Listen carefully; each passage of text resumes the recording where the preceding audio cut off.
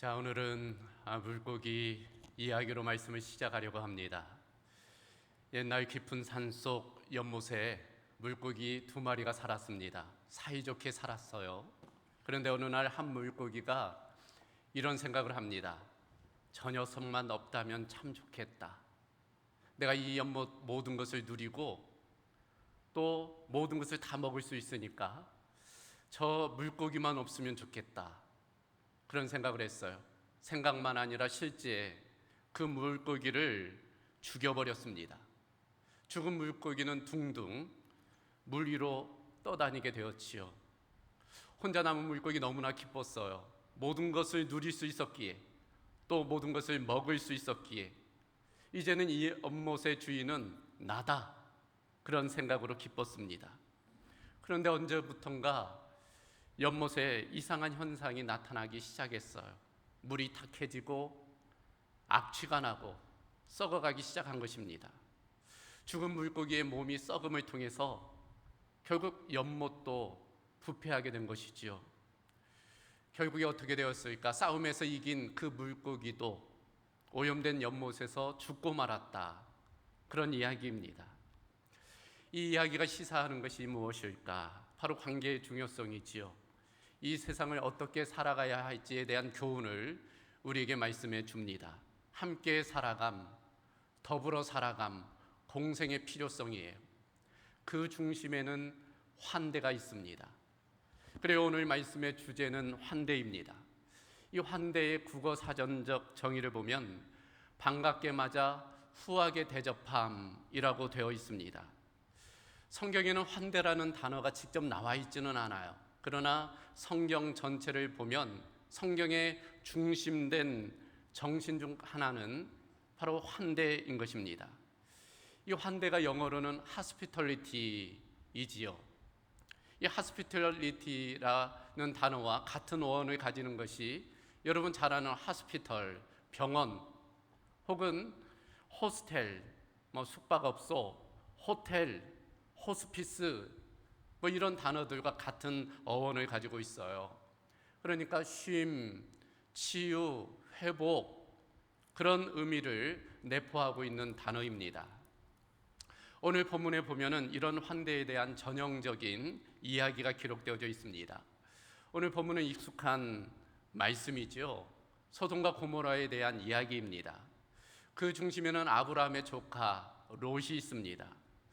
우리가 잘 아는 대로 창세기 12장을 보면 하나님께서 갈대아 우르에 살고 있던 아브라함을 부르시는 장면이 기록되어져 있어요. 어느 날 하나님께서 아브라함에게 내가 내게 지시할 땅으로 가라 말씀하시면서 내가 복이 되게 하겠다 약속해 주십니다. 아브라함은 그 하나님의 약속을 믿고 고향과 친척 아비집을 떠나게 됩니다. 그리고 가나안 땅에 당도하게 돼요.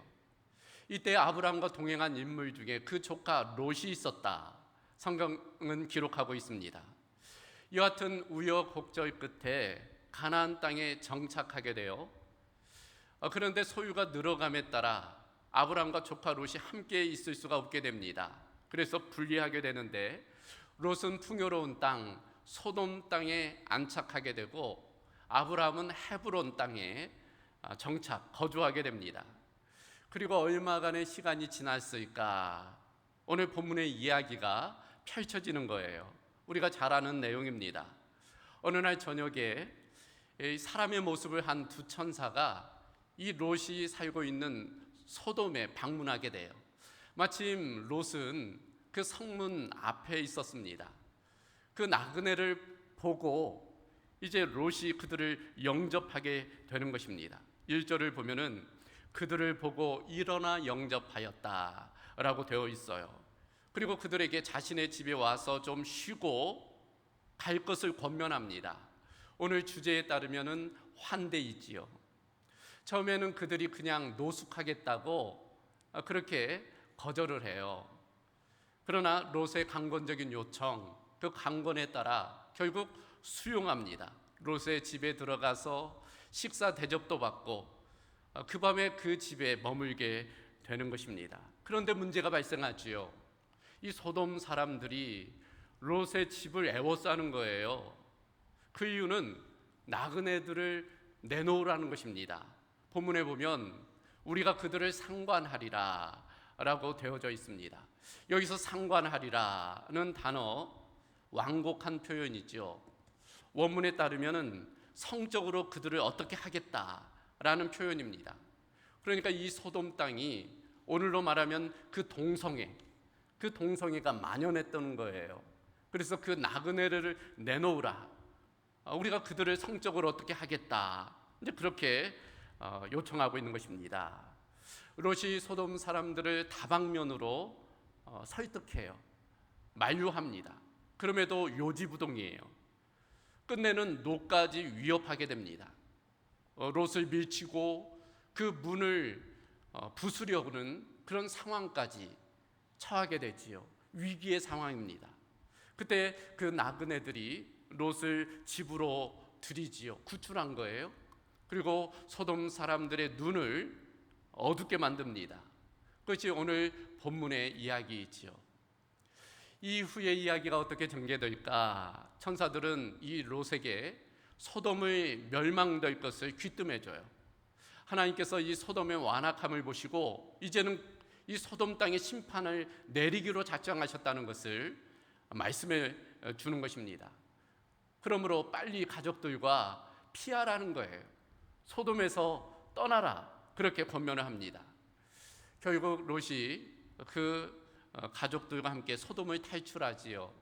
그 과정에서 우리가 잘 아는 것처럼 그 롯의 아내는 뒤를 돌아봄을 통해서 소금 기둥이 돼요.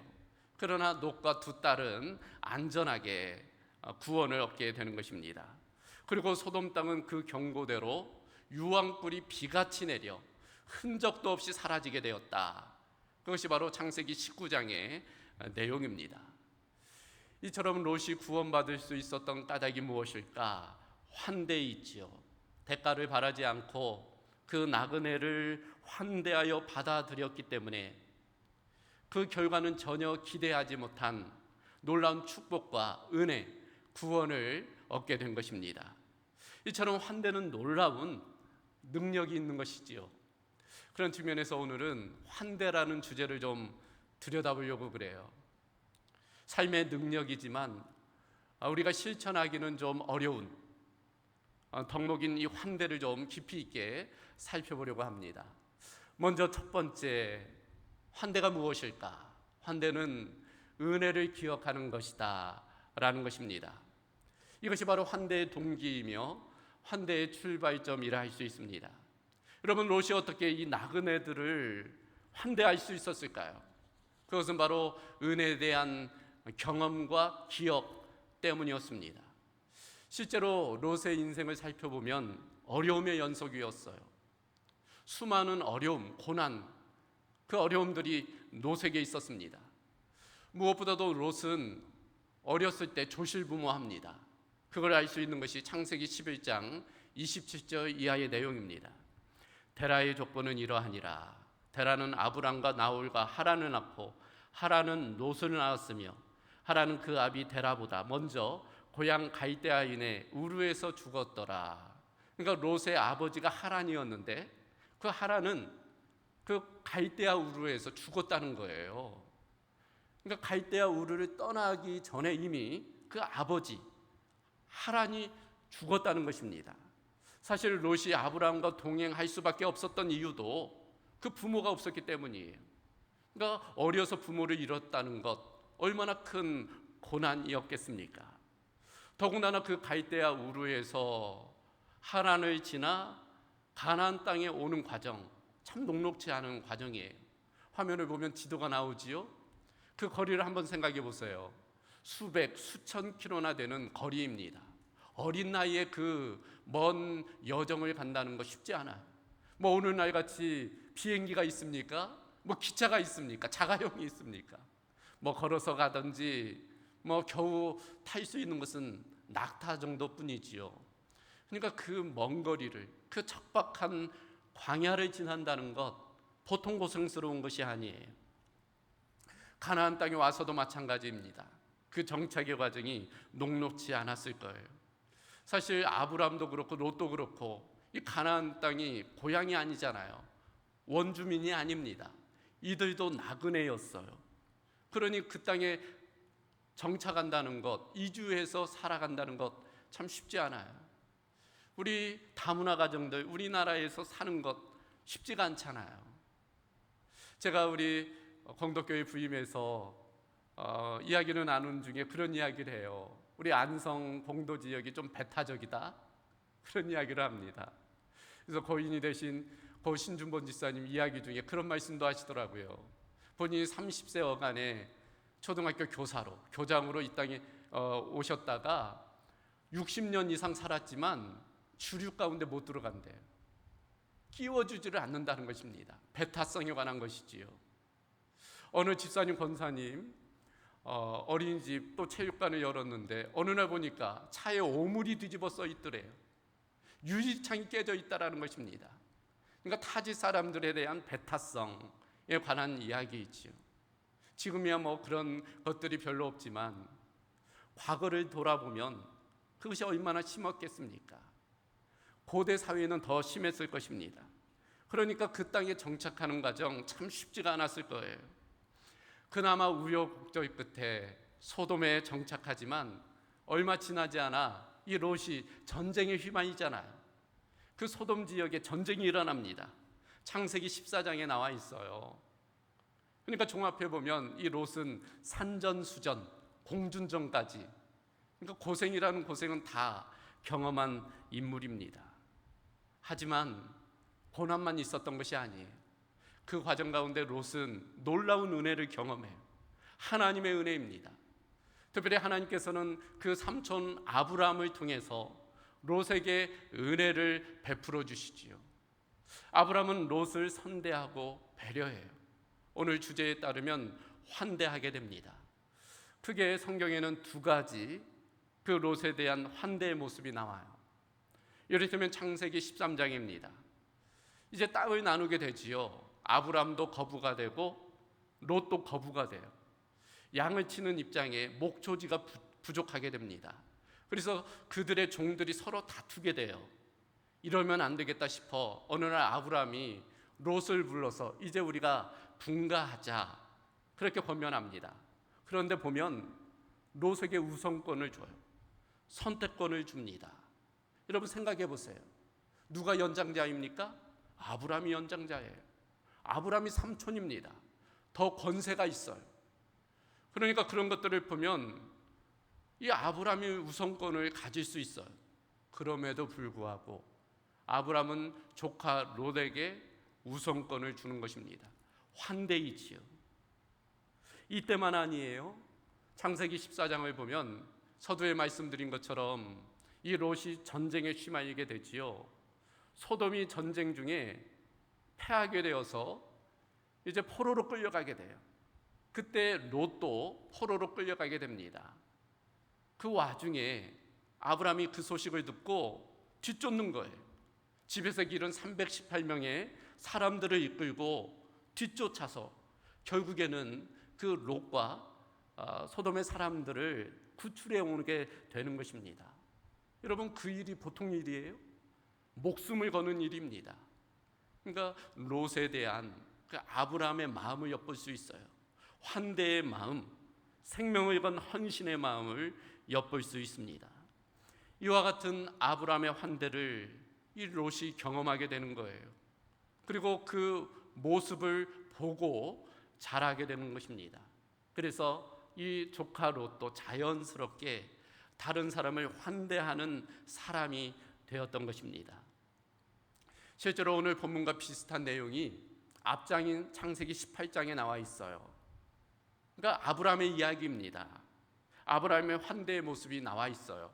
길을 가던 나그네, 그 나그네 세 사람을 아브라함이 환대하지요. 그들을 초청하여 식사를 대접하는 그런 내용이 나오는데, 그러니까 그 모습을 보면 오늘 19장의 내용과 닮아 있는 것을 알 수 있습니다.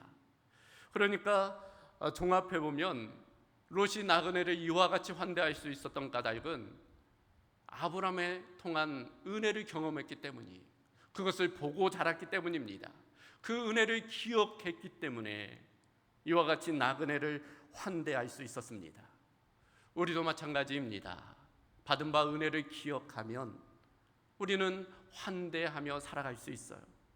그러나 반대로 받은 바 은혜를 망각하면 환대를 하지 못하게 되는 것입니다. 그런 측면에서 환대의 동력, 환대의 출발점은 바로 은혜에 대한 경험과 기대라 할 수 있습니다. 자, 그렇다면 두 번째로 그 환대는 또 무엇일까? 그것은 바로 은혜를 나누는 것이라 할 수 있어요. 바로 환대의 방법, 환대의 과정이라 할 수 있습니다. 과거에 힘들었던 기억, 그리고 그 가운데 받은 바 은혜에 대한 경험과 기억, 그것이 환대의 출발점이라고 말씀을 드렸지요. 그러나 환대의 실제적인 방법에 있어서는 은혜를 나누는 것이 필요해요. 그것이 바로 환대의 과정과 실천이라 할 수 있습니다. 기억만 가지고는 안 되는 것이요, 구체적인 삶의 실천과 나눔이 필요한 것입니다. 그렇다면 누구에게 어떤 마음으로 어떻게 환대할 수 있을까? 은혜를 나눌 수 있을까? 먼저는 누구에게? 그 대상이 있지요. 모두에게 그렇게 해야 된다는 거예요. 누구에게나 그렇게 해야 된다는 것입니다. 특별히 어려운 사람에게, 또 모르는 사람에게 그렇게 해야 되는 것입니다. 그래서 성경은 이렇게 강조하지요. 출애굽기 22장 21절 22절을 보면 너는 이방 나그네를 압제하지 말며 그들을 학대하지 말라. 너희도 애굽 땅에서 나그네였음이라. 너는 과부나 고아를 해롭게 하지 말라. 보면 나그네, 고아, 과부, 그들을 환대하라 말씀하고 있어요. 신명기 24장 17절 이하에도 마찬가지입니다. 너는 객이나 고아의 송사를 억울하게 하지 말며 과부의 옷을 전당 잡지 말라. 너는 애굽에서 종되었던 일과 내 하나님 여호와께서 너를 거기서 속량하신 것을 기억하라. 그러니까 너희도 과거 애굽에서 종되었던 것, 그것을 기억하라는 거예요.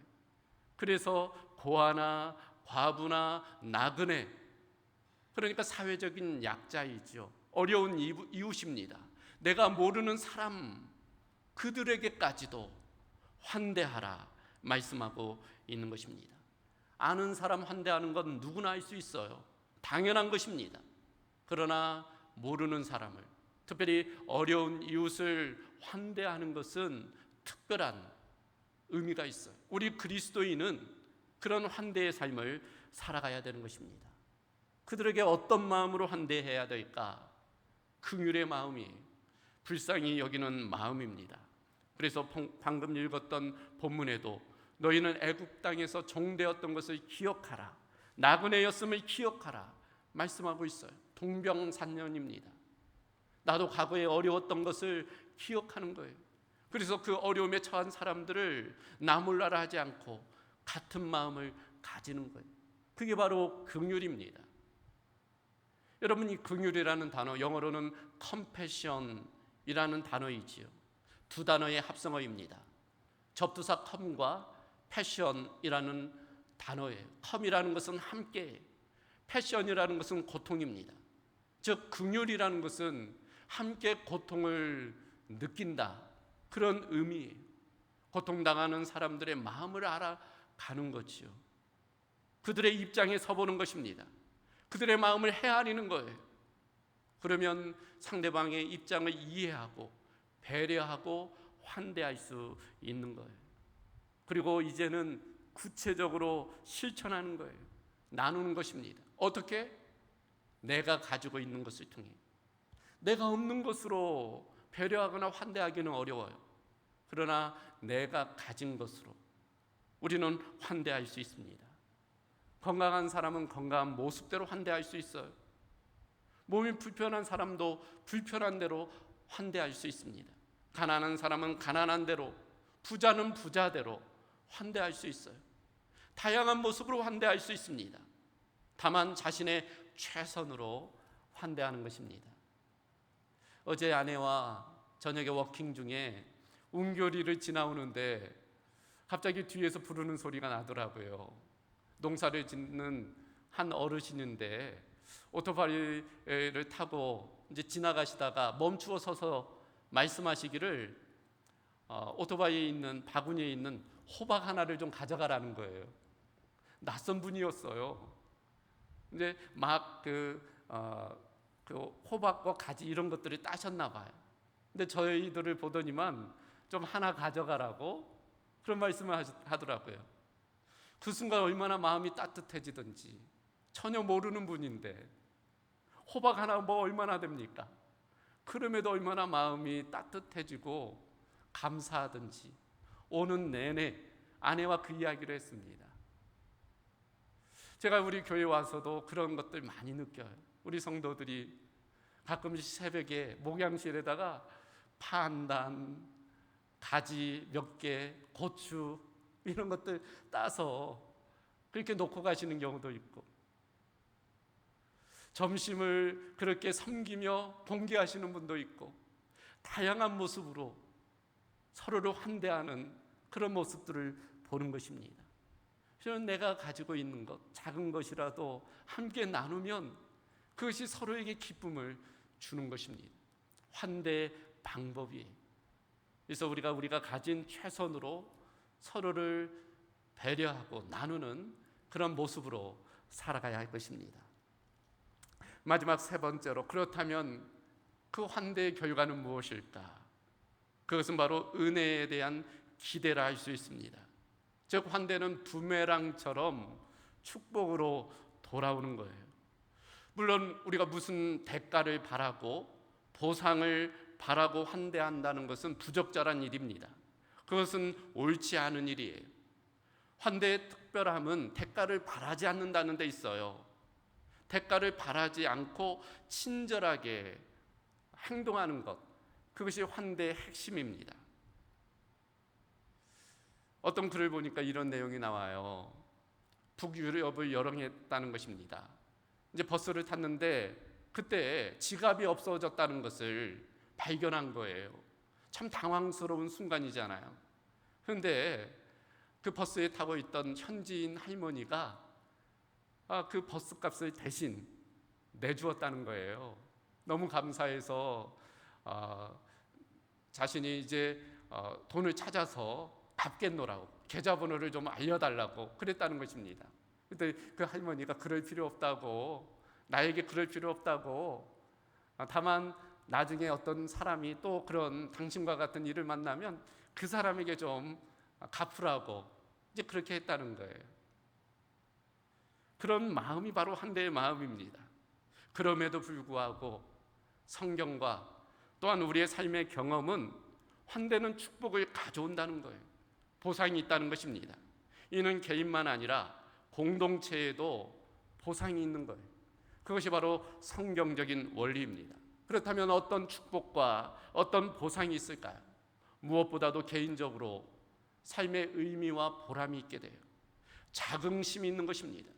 기쁨이 있는 거예요. 그러니까 어떤 보상을 바라고 하지 않는 그 행동이 자기에게는 기쁨이 되는 거예요. 삶의 의미가 되는 것입니다. 예전에 가이드 포스트에서 읽었던 이야기 중에 미국의 이야기예요. 눈이 아주 많이 온 날인데 나이 든 할아버지가 이제 집을 나섰다는 거예요. 마당을 쓸기 위해서, 길을 쓸기 위해서. 그러니까 미국은 눈이 오면은 자기 집은 자기가 쓸어야 되는 그런 법적인 조항이 있다고 그래요. 만약 쓸지 않으면 벌금도 맞고 그런다는 것입니다. 근데 폭설이 내려서 이제 이 몸이 아픈 할아버지가 나가서 쓰려고 보니 이미 쓰러져 있다는 거예요. 둘러보니 누가 쓸었는지를 알지 못한다는 것입니다. 근데 한 아이가, 옆집에 사는 아이가 그 광경을 보고 있는 거예요. 할아버지가 당황하는 모습을 보고 있는 것입니다. 그 아이가 쓴 것이죠. 근데 그때 그렇게 보람이 되고 기쁨이 되었다는 그런 에피소드에 관한 이야기를 읽은 바가 있어요. 그래요. 누가 알아줘서가 아니라 그저 그 행동이 자기에게 보람을 가져오는 거예요. 자긍심을 가져오는 것입니다. 그것이 바로 환대의 능력이에요. 개인만일까요? 그 환대는 공동체에도 놀라운 보상을 가져와요. 그 공동체를 건강하게 만들기 때문입니다. 하나님의 나라를 만들어가는 능력, 그것이 환대에 있는 거예요. 여러분 보셨는지 모르겠어요. 2000년, 2001년인가요? 영화인데 아름다운 세상을 위하여. 참 감동적인 영화입니다. 기회가 되시면 휴가 기간 좀 보시면 어떨까 싶은데, 트레버라는 한 아이가 등장하지요. 근데 어느 날 중학교 사회 수업에 선생님이 과제를 내요. 이 세상을 좀 더 나은 세상을 만들기 위한 그 프로젝트를 한번 생각해 와라. 이 트레버가 고민 끝에 사랑 나누기라는 그 프로젝트를 개발합니다. 그리고 발표해요. 간단합니다. 한 사람이 세 사람에게 선행을 베푸는 거예요.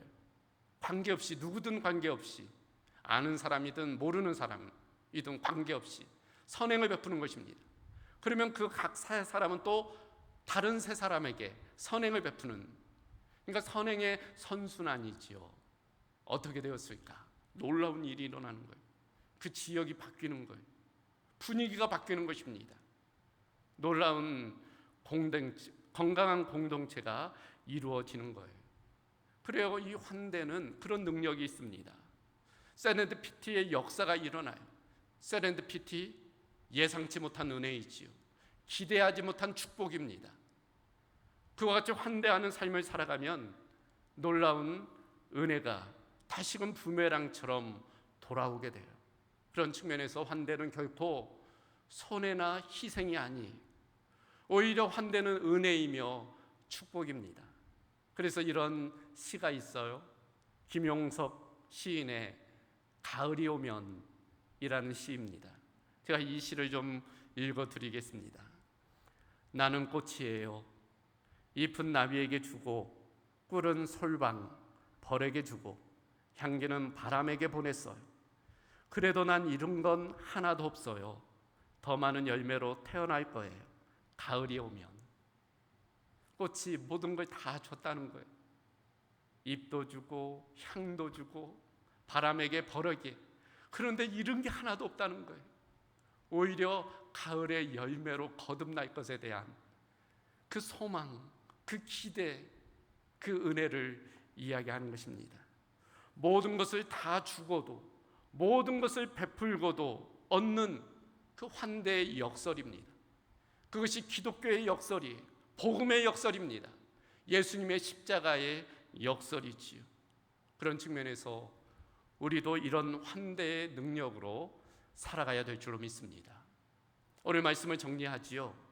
성경은 인생을 가리켜 광야를 지나는 것으로 비유합니다.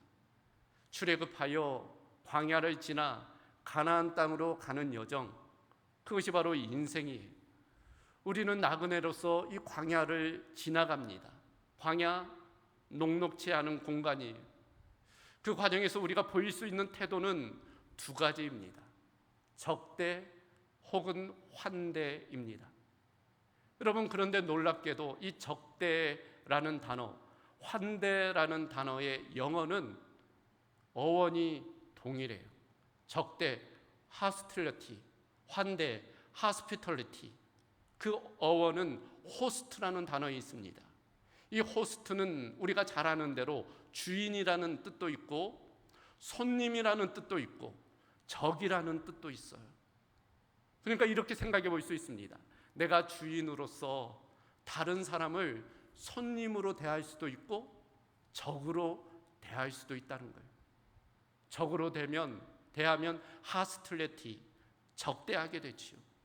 그러나 손님으로 대하면 하스피털리티, 환대하게 되는 것입니다. 그런 측면에서 선택이 중요해요. 우리가 서로 돌아보아 환대하면 넉넉하게 이 광야를 지나갈 수 있습니다. 그래서 어린 왕자를 보면 그런 내용이 나오잖아요. 사막이 아름다운 이유는 오아시스가 있기 때문이다. 사막이 척박하지만 오아시스가 있기 때문에 서로를 환대하고 받아들이는 오아시스가 있기 때문에 건널만 하다는 거예요. 아프리카 속담에도 빨리 가려면 혼자 가지만 멀리 가려면 함께 가라 이야기하고 있는 것입니다. 그런 측면에서 우리는, 특별히 그리스도인들은 다른 사람을 적대하는 것이 아니라 환대하며 살아가야 될 줄로 믿습니다. 오늘 말씀을 물고기 이야기로 시작을 했습니다. 말씀을 마치면서 또 하나의 물고기 이야기로 마치려고 합니다. 어느 연못에 황금색 비늘을 가진 물고기가 살았다고 그래요. 소위 황금 물고기입니다. 자신의 그 황금 비늘이 떨어질까 싶어 다른 물고기가 지나가는 자리는 가지 않았다는 거예요. 마을 잔치에도 참여하지 않았다는 것입니다. 그러다 보니 어느 순간 외돌토리 혼자 있게 되었다는 거예요. 외롭고 고독했다는 것입니다. 그 즈음에 다른 연못에서 또 하나의 물고기가 오게 되었다는 거예요. 그 물고기가 이 황금 물고기를 발견하게 돼요. 서로 친하게 되었습니다.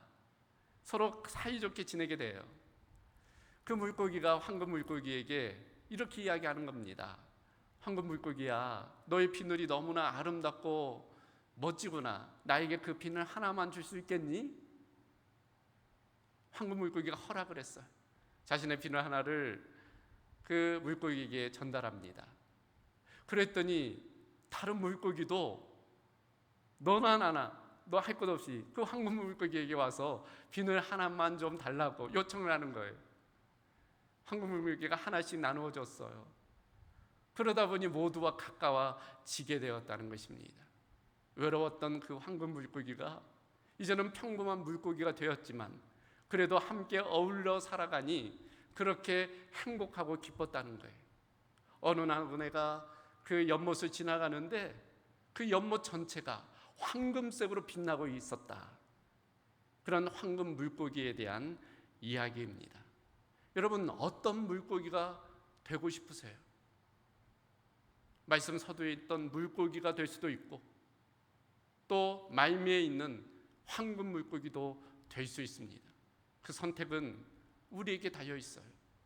우리는 서로를 돌아보아 함께 더불어 살아가는 환대의 모습으로 살아가는 그런 그리스도인이 되어야 될 줄로 믿습니다. 그런 은혜가 우리 모두 가운데 있기를 주님의 이름으로 소망합니다. 하나님 감사합니다. 오늘 소돔에서의 그 롯의 환대의 모습이 또 우리에게 교훈하는 바, 우리도 이 땅에서 적대의 모습으로 살아가는 것이 아니라 서로를 돌아보아 또 용납하며 배려하며 사랑을 나누며 살아가는 환대의 사람으로 살아갈 수 있도록 역사하여 주시옵소서. 그리함을 통해서 개인만 아니라 우리의 공동체가 더욱더 건강하여지고 또 아름다운 공동체를 이룰 수 있도록 하나님 역사하여 주시옵소서. 모든 것 주께 감사드리오며 우리 주 예수 그리스도의 이름으로 기도하옵나이다. 아멘.